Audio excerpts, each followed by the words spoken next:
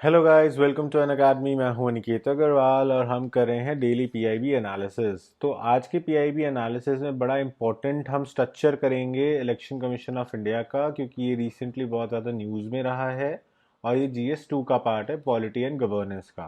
तो election commission of India जो है ये 2 दिन का इंटरनेशनल कॉन्फ्रेंस हेल्ड करेगा दिल्ली के अंदर on the role, framework and capacity of election management bodies. तो इंटरनेशनल इवेंट है, तो नेचुरली अलग अलग देशों के लोग जो हैं वो यहाँ पे आएंगे, बेस्ट प्रैक्टिसेस को शेयर करने की कोशिश करेंगे। और इंडिया जो कि 125 करोड़ से ज़्यादा जनता का देश है, वहाँ पे किस तरह से हम इलेक्शंस को मैनेज करते हैं और फेयरली कंडक्ट करवाते हैं, तो वो सारी एस्पेक्ट्स हाईलाइट रहने वाले हैं। तो that is why it is a news and इसीलिए हमने इसके बारे में सारा कुछ करना है। तो static portion we will be covering today for election commission of India. Again बहुत इंपॉर्टेंट टॉपिक है, पीआईबी में कवर्ड है। उसके बाद पीआईबी के अंदर एक और आपका टॉपिक कवर हो रहा है, आईएमटी ट्रायल एक्ट।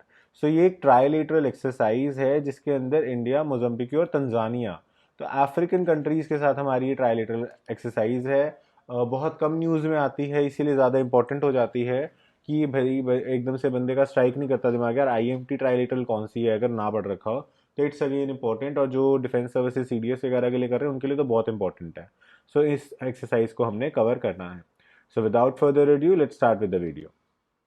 सबसे पहले बात करते हैं इलेक्शन कमीशन ऑफ इंडिया की। तो ये आप बिल्डिंग देख सकते हो, हिंदी में कहते हैं निर्वाचन सदन, इलेक्शन कमीशन ऑफ इंडिया। ये एक ऑटोनॉमस बॉडी है। ऑटोनॉमस मतलब अपने आप काम करने वाली। कॉन्स्टिट्यूशनल बॉडी है क्योंकि कॉन्स्टिट्यूशन के अंदर ये एक मेंशनड बॉडी है। तो जो भी, जैसे हाई कोर्ट मेंशनड है, सुप्रीम कोर्ट मेंशनड है, तो इट बिकम्स कॉन्स्टिट्यूशनल बॉडी, तो इसका ओहदा ऑटोमेटिकली बढ़ जाता है। और इसका काम क्या है? सेंटर और स्टेट के इलेक्शंस कराना। तो मतलब बिलो सेंटर्स, पंचायत हो गया, म्यूनिसिपैलिटीज हो गया, वो इसके परव्यू में नहीं आते, वो स्टेट इलेक्शन कमीशन के परव्यू में आते हैं। तो यहाँ पे इसका सेंटर और स्टेट के इलेक्शंस कराना इसके परव्यू के अंदर आता है। तो जब हम सेंटर के इलेक्शंस की बात करते हैं तो क्या मतलब हुआ? लोकसभा और राज्यसभा के इलेक्शंस। ठीक है। और जब हम स्टेट के इलेक्शंस की बात करते हैं तो मतलब कि आपका विधानसभा और विधान परिषद के इलेक्शंस, इनके थ्रू कंडक्ट कराए जाते हैं। इसके अलावा जो आपका ऑफिस है प्रेसिडेंट का और वाइस प्रेसिडेंट का, उनकी इलेक्शंस को भी यही मॉनिटर करता है। इनका शेड्यूल निकालना, जनरल इलेक्शंस हैं या बाई इलेक्शंस हैं ये बताना, ये भी इनका काम होता है। कौन से पोलिंग स्टेशंस होंगे, क्या पोलिंग स्टेशन को कितने एरिया ऑफ वोटर्स मिलेगा, उसके बाद लोकेशन क्या रहेंगी, क्या अरेंजमेंट्स की रिक्वायरमेंट है हमें in and around the polling stations. इसके अलावा जो भी और अलाइड मैटर्स होंगे इससे रिलेटेड, वो सारे के सारे भी यही देखते हैं। जो आपका part 15 of the Indian constitution है, part 15 of constitution of India, वो डील करता है इलेक्शन से और एस्टैब्लिशमेंट ऑफ इलेक्शन कमीशन से। और इसी के अकॉर्डिंग 25 जनवरी 1950 को हमने फर्स्ट टाइम पे इलेक्शन कमीशन को बनाया था एज अ बॉडी। और आर्टिकल नंबर 324, 329 डील करता है इलेक्शन कमीशन ऑफ इंडिया की पावर्स, फंक्शंस, टेन्योर्स, एलिजिबिलिटी से। और ये सारा का सारा आपका कॉन्स्टिट्यूशन यानी कि पॉलिटी का पार्ट बनता है। अगर इलेक्शन कमीशन के अंदर कोई ऑर्डर हो जाता है तो उसको आप हाई कोर्ट और सुप्रीम कोर्ट दोनों के अंदर जो है चैलेंज कर सकते हो। ये बड़ा इंपॉर्टेंट बात हुआ था कि लोग इलेक्शन कमीशन के बाद सीधा कहते थे कि ये election commission is in the status of high court, तो हम डायरेक्टली सुप्रीम कोर्ट जाएंगे। लेकिन उसके बाद सुप्रीम कोर्ट ने एक जजमेंट दिया था कि चाहे आप कितनी भी बड़ी बॉडी बना दो कोई, अगर आप बना रहे हो चाहे कॉन्स्टिट्यूशन के अंदर या किसी स्टैट्यूट के अंदर, you can not oust the jurisdiction of article number 226 and 227 of the high court. मतलब कि अगर उसमें कोई फंडामेंटल राइट की बात आ जाती है या किसी भी तरीके से कोई ऐसी बात आ जाती है जो आपकी रिट जुरिस्डिक्शन के अंदर फॉल हो जाती है हाई कोर्ट की, तो आप हाई कोर्ट की जुरिस्डिक्शन को ख़त्म नहीं कर सकते। तो इसीलिए अगर आपका इलेक्शन कमीशन भी कोई फैसला देता है तो you can move to the high court. Election commission of India के फैसले के खिलाफ भी आप हाई कोर्ट जा सकते हो। तो technically high court have been held at a higher pedestal than any other body, चाहे उसका स्टेटस हाईकोर्ट का हो, हाईकोर्ट जज के स्टेटस के अंदर उसके ऑफिसर्स हो, तब भी because of the writ jurisdiction that has been given under article 226, 227। ठीक है, उसमें आपकी सबॉर्डिनेट कोर्ट्स की या सबॉर्डिनेट जुरिस्डिक्शन की बात करता है और फंडामेंटल राइट्स के ऊपर तो है ही है इसकी जुरिस्डिक्शन। तो 226 आर्टिकल के कारण हाईकोर्ट का स्टेटस ऑटोमेटिकली एनहांस हो जाता है। तो रिट जुरिस्डिक्शन को आप आउस्ट नहीं कर सकते। तो all appeals against this will go to high court. उसके बाद आ जाता है अगेन एक क्वासी जुडिशियल बॉडी है और क्वासी जुडिशियल बॉडी की तरह ये एक्ट करती है। तो इसके अंदर एक इलेक्शन कमिश्नर होता है और उसके बाद इसको मल्टी मेंबर बॉडी बना दिया था हमने 1989 में।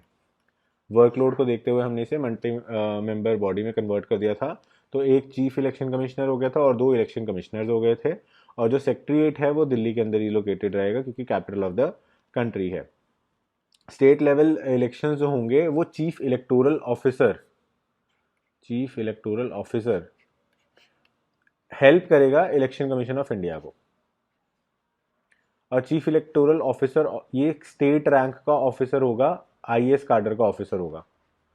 तो सपोज करो मैं एक आईएएस ऑफिसर हूँ, मैं हरियाणा के अंदर लगा हुआ हूँ, हरियाणा के अंदर विधानसभा के इलेक्शंस होने हैं, तो I will be the chief electoral officer and मैं बहुत हाई रैंकिंग ऑफिसर होऊंगा and I will be coordinating it with जो election commission of India, right. So this is a very important thing.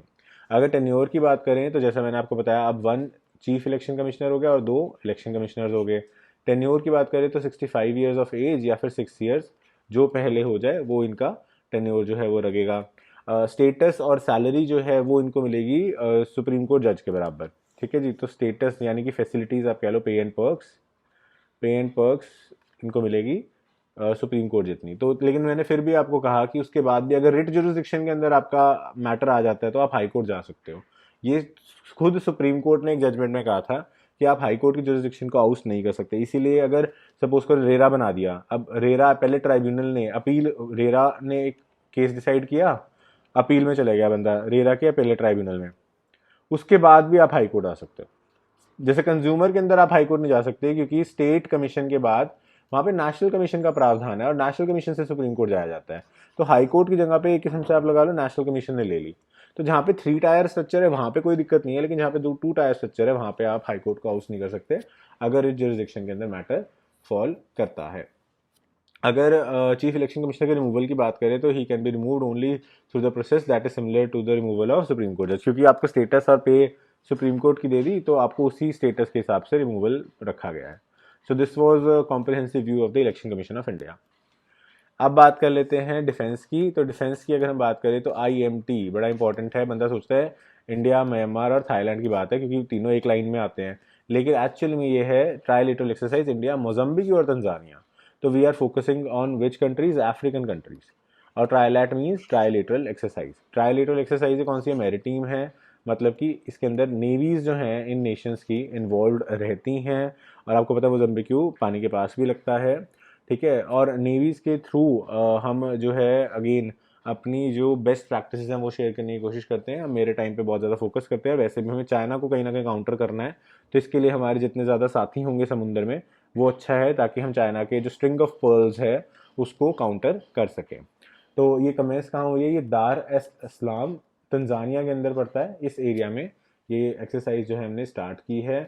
और जो आपके अगेन इंटरपोर्टेबिलिटी और corporation करना, जैसे कि रीफ्यूलिंग या फिर रीस्टॉकिंग ऑफ फूड आर्टिकल्स, इनके लिए भी काम करते हैं। 3 दिन ये एक्सरसाइज चलेगी और इसके अंदर हार्बर फेज, हमने जैसे पहले भी देखा है हमेशा मैरीटाइम में 2 फेजेस होते हैं, हार्बर और सी। दोनों फेजेस के अंदर ये काम जो है किया जाएगा।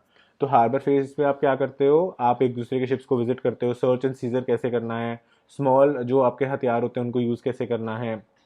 उसके बाद जो डाइविंग अगर करनी पड़े तो डाइविंग कैसे करना है, फायर लग जाए तो fire fighting, damage control, desk visits, technological चीज़ें, टेक्नोलॉजिकल नो हाउ, ये सारी की सारी चीज़ें देखते हैं। और जब सी फेज में होते हैं तो हम बोट से आपने कैसे भागना है, फ्लीट को कैसे मनूवर करना है। उसके अलावा सर्च एंड सीजर अगर आप कर रहे हो और आपको हेलीकॉप्टर से कोई ऑपरेशन करना पड़े तो वो आप कैसे करोगे। अगर कोई एक्सक्लूसिव इकोनॉमिक जोन दूसरे कंट्री का आ गया तो आपको किस तरह से परमिशंस सीख करके पर्सन को पकड़ना है, ठीक है। ये सारी की सारी चीज़ें उसके अंदर आ जाती हैं। तो it's a very high level thing और बहुत ही अच्छी चीज़ होती है जो कि इंडियन आर्मी को और बाकियों को भी जो है हेल्प करती है सेफ्टी और ग्रोथ बढ़ाने में। और साथ ही साथ जो एंटी आप कह सकते हो एंटी नेशन या एंटी पीस वाले जो अराजक तत्व जिसको हम हिंदी में कहेंगे वो होते हैं, पायरेट्स लगा लो या कोई भी और, तो वो इससे बल्कि उसके कारण से दूर भी रहते हैं, राइट। तो ये सारी की सारी चीज़ें इसकी हमारे प्रोज में कवर हो जाती हैं। प्लस जो चाइना का एंगल है वो आपको नहीं भूलना। तो चाइना से पहले हम अपनी जो है बढ़ाना चाहते हैं अफ्रीकन नेशंस के अंदर भी। So with this we have completed the topic. I hope आपको वीडियो अच्छी लगी होगी। अगर अच्छी लगी तो लाइक, सब्सक्राइब एंड शेयर ज़रूर कर दीजिएगा ताकि इससे हमें मोटिवेशन मिलती रहे। अगर आप यूपीएससी सीएससी की अच्छे से प्रिपरेशन करना चाहते हैं तो अब मैं रिकमेंड करूंगा आपको कि आप यूपीएससी का अनअकैडमी का सब्सक्रिप्शन लें जनरल स्टडीज़ के लिए, जिसके अंदर आपको प्लस, आइकॉनिक और लाइट 3 वेरिएंट्स मिल जाते हैं। प्लस वेरिएंट के अंदर आपका फुल कोर्स रहता है। आइकॉनिक के अंदर आपको 1-on-1 लाइव मेंटरशिप मिल जाती है, जिसके अंदर अगर आपको कोई भी सपोर्ट चाहिए, मोटिवेशन है, स्ट्रैटेजी बिल्डिंग है, उसके अंदर आपको एक डेडिकेटेड अनअकैडमी का ट्यूटर जो है आपको लगातार आपके टच में रहेगा, हेल्प करता रहेगा। और अगर आप एक वेटरन एस्पिरेंट हैं, आप ऑलरेडी कई बार तैयारी कर चुके हैं और आपके अंदर कुछ कमियां जो है वो रह गई हैं, जिसके लिए आप सिर्फ टेस्ट सीरीज एक्सेट्रा या रिवीजन क्लासेस को ज्वाइन करना चाहते हैं, तो आप लाइट कोर्स को भी ऑप्ट कर सकते हो। सभी कोर्सेज के अंदर आपको अट्रैक्टिव ईएमआई ऑफर्स और लॉन्ग टर्म प्लान्स के ऊपर डिस्काउंट्स जो हैं वो भी मिल जाएंगे। जो भी कोर्स आप चूज़ करते हैं उसके अंदर पूरे पैसे देने की ज़रूरत नहीं है। आप यूज़ करिए मेरा कोड ANI7, ये मेरा रेफरल कोड है। इसको आप यहाँ पे डालेंगे तो प्राइसेस जो हैं 10% से डिस्काउंट हो जाएंगे किसी भी कोर्स में, किसी भी ड्यूरेशन के कोर्स में। चाहे आप 1 साल का लें, 2 साल का लें, 6 महीने का लें, या फिर आप प्लस लें, आइकॉनिक लें, लाइट लें, सभी में आपको ये बेनिफिट जो है वो मिलेगा। एंड उसके बाद आपको करना क्या है, इसका स्क्रीनशॉट मुझे टेलीग्राम पे भेजना है। Once you send me on Telegram I will add you to my group. And उसके बाद आपको कोई भी डाउट्स हों, कोई भी गाइडेंस चाहिए हो with respect to Unacademy, या कोई भी और हेल्प चाहिए हो विद रिस्पेक्ट टू रिसोर्सेज या अन अकेडमी से रिलेटेड, या कोई आपको नोट्स चाहिए, तो वो सारी चीज़ें मैं आपको हेल्प कर पाऊँगा। So this was it for today's video. I hope you like this video और आपको कुछ जानने को मिला होगा। So thanks for watching. Have a nice day.